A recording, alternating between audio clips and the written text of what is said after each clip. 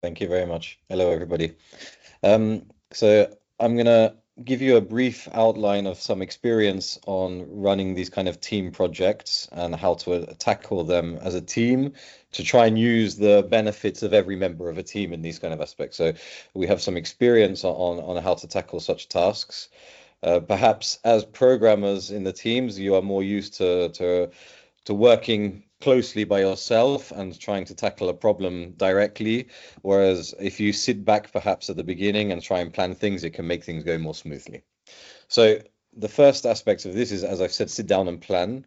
This is a very important aspect. Often as programmers, we like to jump into a problem and try and get some results straight away. But in a big task like this, where you have multiple components, it's very good to sit down and really think about what the solution has to be and what different components you'll need to offer that solution. Luckily, this time you already know the task that you've got to achieve, so you already have some insight into this, and you've already submitted some proposals. But really sit down and try and think of it as a system with different components. This will allow you to tackle the problem in multiple stages. So instead of trying to get the most complex solution put in place at the beginning, which could take time, and you risk therefore running out of time in the task, you can offer more simple solutions that will give you a result, and then you can improve slowly upon those. Especially in the machine learning and data science side of things, you will often find that you can get, let's say, 70% of the solution done with a very simple algorithm that will work. And then after that, iterate and add complexity to gain these extra, 20, 30% after that. So my advice is really go for simplicity to start with, because you will get results and that enables you to submit something. And you can always iterate if there is time afterwards, and you can always describe afterwards, okay, we use this part now, but in the future it would be replaced with something more complex, and this will enable us to give a better solution later on. Also, this sitting down and planning allows you to analyze the different evaluation criteria. So I recommend you really get familiar with those that are available on the website.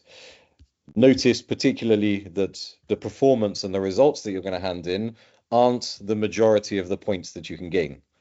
So the main evaluation criteria are actually innovation and applicability.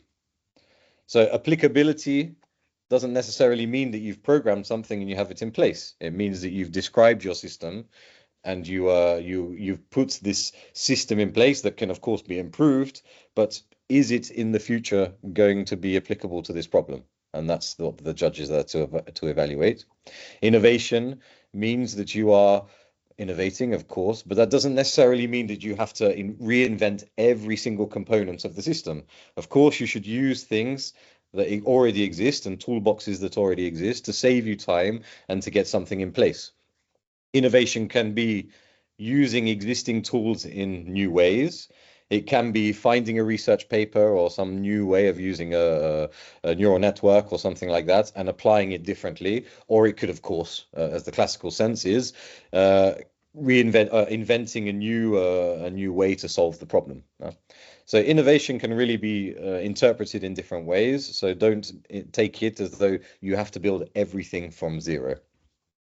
You've got the feasibility of the solution, of course, which you need to describe, and the performance, the scalability, and the data security and privacy standards. So there are many aspects to the solution, not just solely the performance.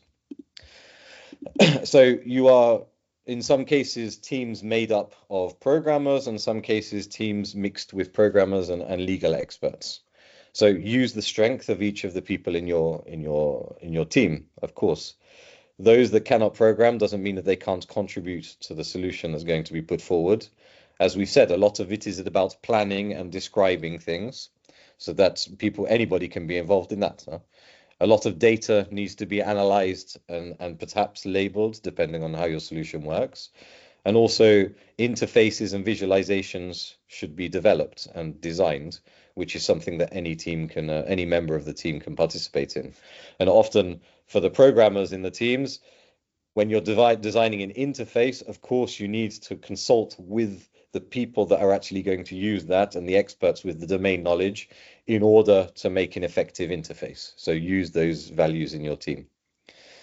Also, I recommend to the programmers to explain to the legal experts how your system is going to work. You don't need to go into, of course, the technical details, but just describing how this algorithm is going to give the result can often, to somebody in the domain who's going to use it, one, can allow you to identify if there are any errors or problems in your thinking, but two, the legal experts can really give you a completely different point of view for something that might seem obvious to them and you miss completely.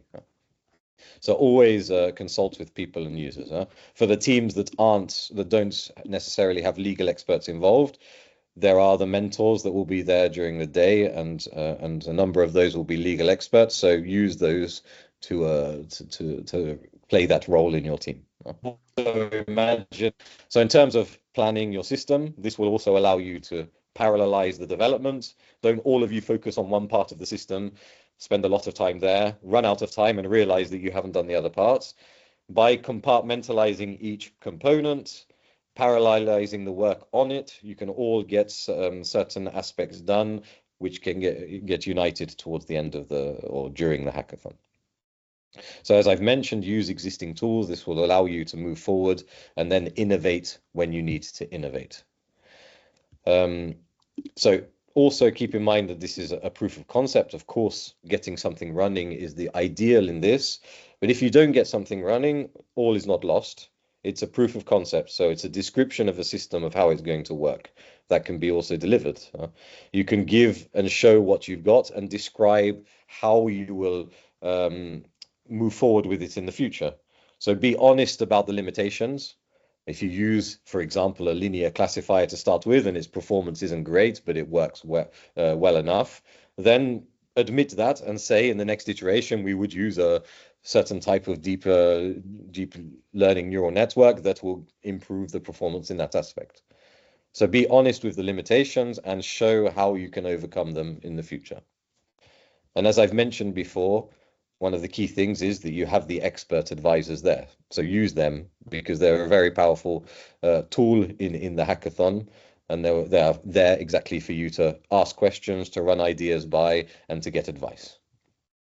So I'll leave it there for the moment. And of course, I'm available for any questions towards the end of the session if you want to discuss these aspects. Thank you very much.